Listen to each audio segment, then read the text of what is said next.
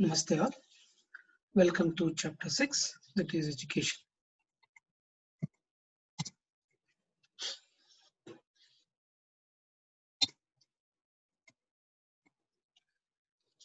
Education system. In ancient India, the education system has gone through three levels of transformation: ancestral, Gurukul, and Vishavidyalaya. An ancestral education system wherein father taught his son according to practical and direct methods. Whatever father knows, and whatever he used in daily life, and whatever he does for his livelihood, only that much he can teach to his son. In ancestral education, student could learn only that which his father knows, and he could improve on that knowledge based on his interest and capacity, and pass on the same to the next generation. So this was not much beneficial to the society as a whole, as the knowledge got restricted to the family members.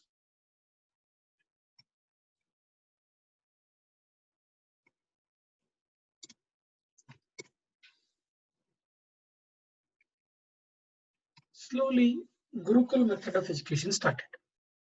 To get an education in Gurukul, a child had to leave home and stay with the teacher in the Gurukul for the entire duration of his studies. The student can move from one Gurukul to another Gurukul as he completed the education in a Gurukul. It is similar to wherein we move from primary school to high school to PU college to degree college and so on. In Gurukul, fee was not charged at all. In fact, the teacher took care of everything, including food, clothing, and housing. The education in Gurukul didn't include only what is required for livelihood. Apart from livelihood education, it also included about spirituality, moral values, daily course, etc. In Gurukul, the learning method is flexible based on the capability and interest of the Shishya. A particular course can be completed by 1 year by one person, one Shishya, and same course may have been completed by other Shishya more than a year or less than a year. At the end of the education, Shishya was supposed to give Guru Dakshina to Guru according to his capacity or as per the Guru's demand.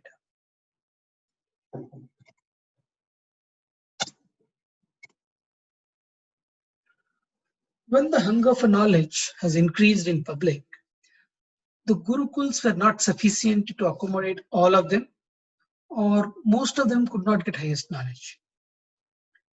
To cater to this, with the lapse of time, along with Gurukuls, Vishwavidyalayas started. The Vishwavidyalayas were maintained with the gift of the public and the state. Vishwavidyalayas can be referred as today's universities. Basic education used to happen at Gurukul, and for the higher knowledge, students went to the Vishwavidyalayas. Vishwavidyalaya, as the name itself suggests, it was open for learning for anyone in the Vishwa, that is in the world, irrespective of which kingdom he belongs to and in which kingdom the Vishwavidyalaya is located. Vishwavidyalaya was a larger form of Gurukul. In the same way as Gurukul, Shishya used to stay in the Vishwavidyalaya premises for the whole learning period.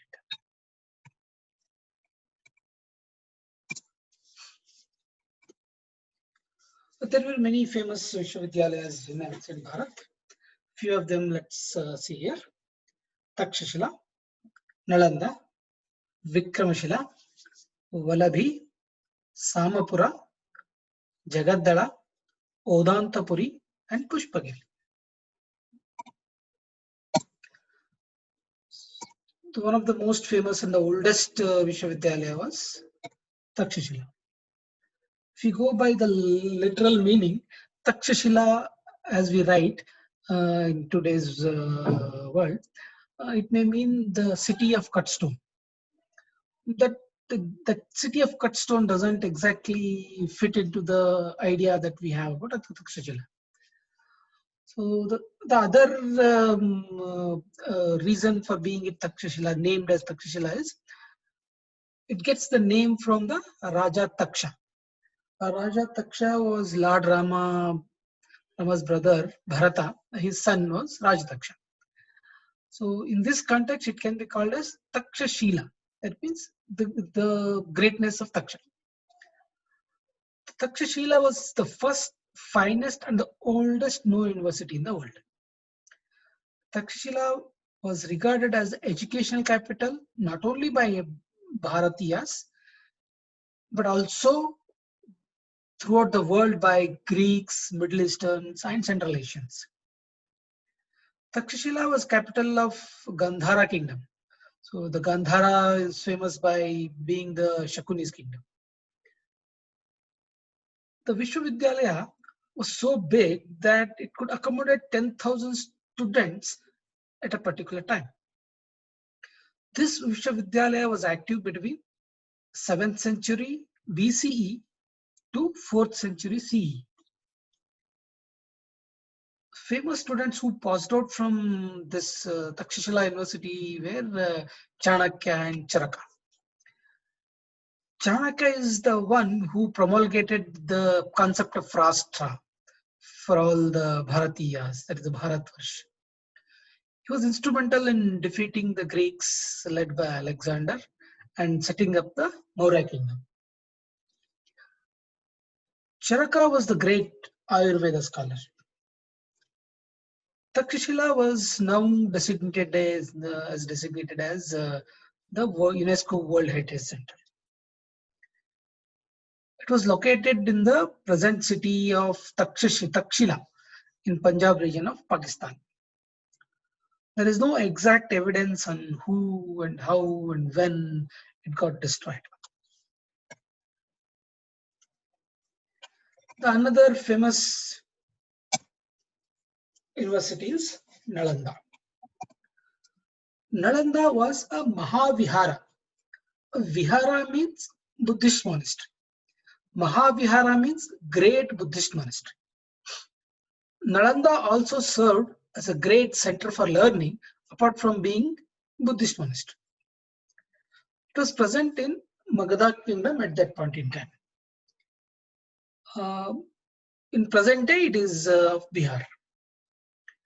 It was active between 427 CE to 1197 CE.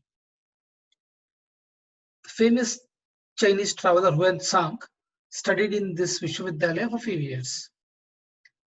This Vishwavidyalaya was destroyed by Afghan military chief Bakhtiyar Khilji during his invasion of North India. Most of the Mahavihara was burnt along with the manuscripts which it was preserving. This university, the site of this university is also UNESCO World Heritage Site now.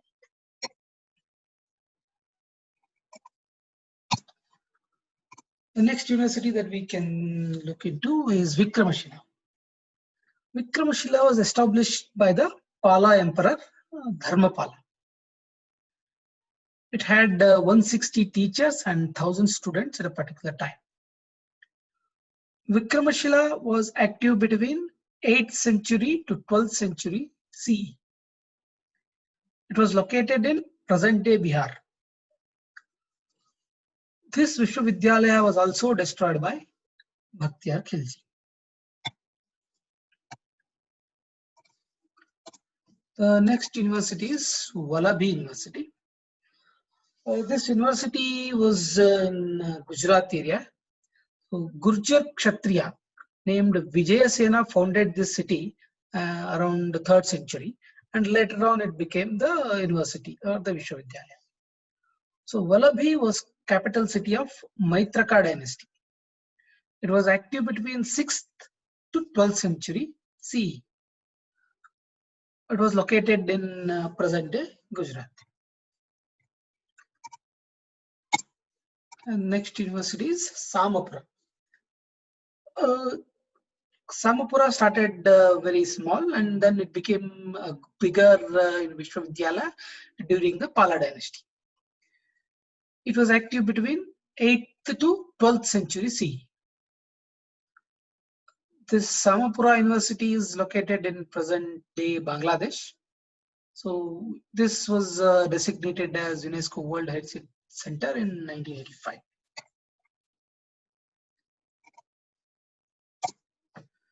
Jagaddala. This Jagaddala University, Vishwavidyalaya, was established by later kings of Pala dynasty. It was active between 11th and 12th century CE. Compared to other Vishwavidyalayas, it is a very short period. It was located in present-day Bangladesh.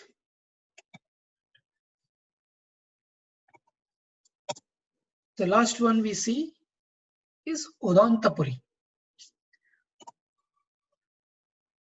Udantapuri Vishwavidyalaya was established also by the Pala dynasty kings. It was active between 8th and 12th century. It was located in present-day Bihar. Pushpagiri. This Pushpagiri University was established when it was Kalinga Kingdom. So there may be a possibility that Emperor Ashoka would have established this university. It was active between 3rd to 14th century CE. It was located in present-day Odisha. So after seeing all these universities, famous universities, one thing that can be noticed is most of these great Vishwavidyalayas were destroyed or rendered inactive by 12th century. So that is the onset of declining Bharat. So hence education system is the core strength of a country. So we have to retain our education system very much strong, and not dependent on or not get diverted by the others. Identify these famous gurus based on the hints given. Thank you.